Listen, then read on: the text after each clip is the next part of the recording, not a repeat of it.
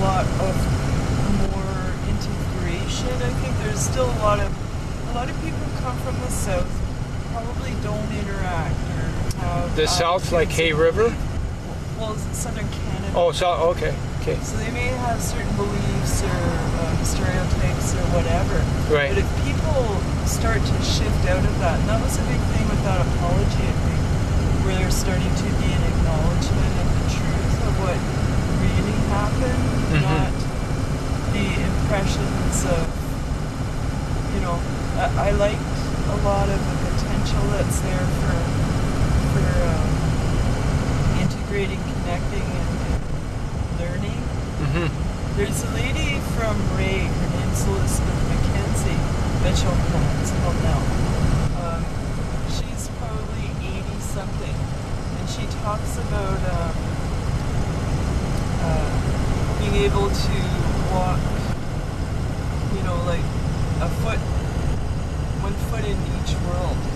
And a lot of people assume that's about Denny people learning about sort of like the dominant culture and being able to walk in both cultures. But I think really what she's saying too is like non-Aboriginal people need to learn to walk in another culture because there's a lot of information, technology, knowledge, and just, you know, that like it's really important to value it. Yeah, exactly, and that's why it's going to be so important not to lose any of that. Like, not to lose, and don't compromise any of that, because there could be a blending of both cultures. You know, and this could be very unique that way. Like this could be a great example of where that can happen. Well, her thing is strong like two people. And like that's just real simple, but it's like exactly, you know. So that's what I really hope to see happen here. What are your plans then? Like mine? Yeah, like are you hanging around here? Oh like I've been here since '84. Right. I don't see myself going anywhere. Like my plans are to remodel and insulate and put in a wood stove in my place and get out on the lake for as long as I can later in the summer and just be. Next week I travel up to Tuktoyaktuk. Like I do contract work, and so I head up to Tuk on Tuesday. I come back on Thursday, and then I'll probably be going to Simpson. Fort Simpson? Yeah. So I love that, I really enjoy to travel around and get to visit people, and you know. And so, it's a little different when you go to the smaller communities than when you're outside of because I never visited any of the smaller communities. But I guess you can feel more of the culture and when you go. Well, that would be a really neat thing, like if as you develop what you're doing, to go to the smaller communities, like go up to a place like Polakoff or Sax Harbor, it was way north. They'd love it. And you know, you would be so well treated and fed, and you know, those are really good things to do, and you experience a whole other world that people have lived in for thousands of years. That is harsh, you know. And they know how to do that. That's what always blows me away, is like when I went up there, I did this contract. It was suicide prevention, and what this was about was talking with people about what do you see as your strengths in your community, what are the gaps, what would be helpful, broad view, in terms of suicide prevention, like, you know, parenting, a lot of certain things came up. But I'm up there in December. It's dark, because you're above the Arctic Circle. So it's like little hint of light. That's it. That's your daytime.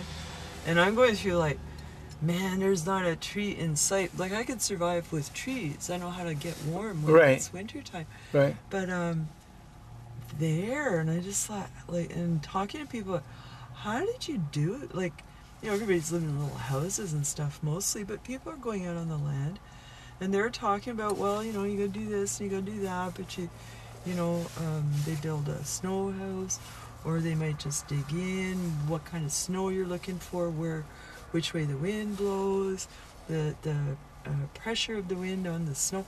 I mean, there's all this stuff, right, that they know, and it's, you know, but all I could think is like, oh man, you know, like, I don't know. And the darkness, well, it's okay when there's a full moon, because that's kind of like the sun. It's really bright, cast shadows, eh? But this was a new moon, or, you know, dark of the moon, whatever you call it. So I couldn't wait to get back here. I just couldn't wait at the end of that. Well, how do they do it then in the dark? Like, how do they... Well, it's, you get used to the shadows and know how to... They know how to go, and they do, like, that's what they said, you know, we'd travel by the moon, you know, in moonlight. They would get weathered in lots. Like, some of these old ladies said, well, you know, you might be in for, you know, just waiting out these storms, because they get incredible blasting, you know, blizzard, or the wind just brings it all up, so it's kind of like a blizzard. You can't see, it's bitter. You know, it's like maybe minus 30. Well, with that wind, it's probably minus 50, minus 60. So you're not going anywhere. So they just hunker down. And I was thinking, well, that's why maybe all these little string games and throat singing, a lot of that stuff comes from, you know, getting, like, you're going to be bored. You have to be creative to pass the time. That's fascinating. Storytelling and all, eh? Yeah. Which is really important, you know, a real big thing. Wow, and they must have a treasure of stories up there. Like they're probably, you know, there's probably that you know, that should get like documented. Yeah, well, a lot of it is. A lot of it is? You know, there's different projects and communities, and different people will have projects, and pretty much every group has like a cultural organization to do that. Right, know? to get, so it's people will be able to know. You know that. Those stories.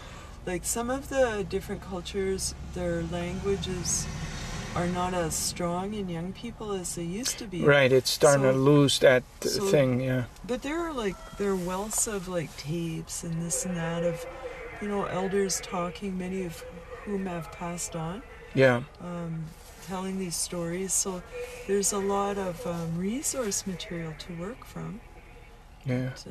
But, well, here's something that I heard that some fires are good, some forest fires are good. Oh yeah. There's the good ones and the bad ones. You have to know which ones are the good ones and the bad ones. Well, and not to put out the good ones.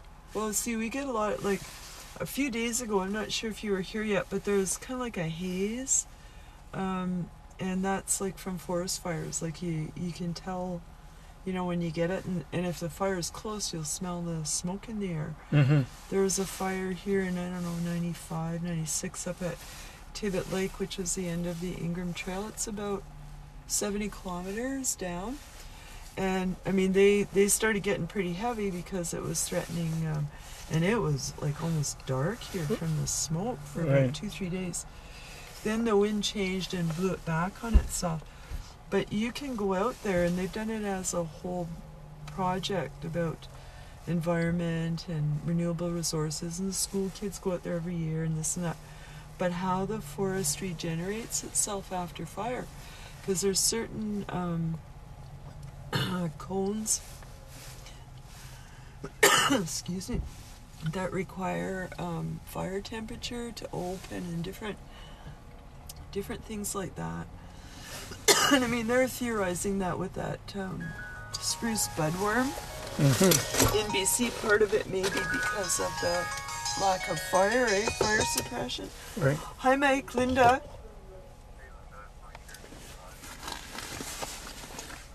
Sick. Okay, I'll be back there shortly. I'm on my way. Okay, right on. Bye.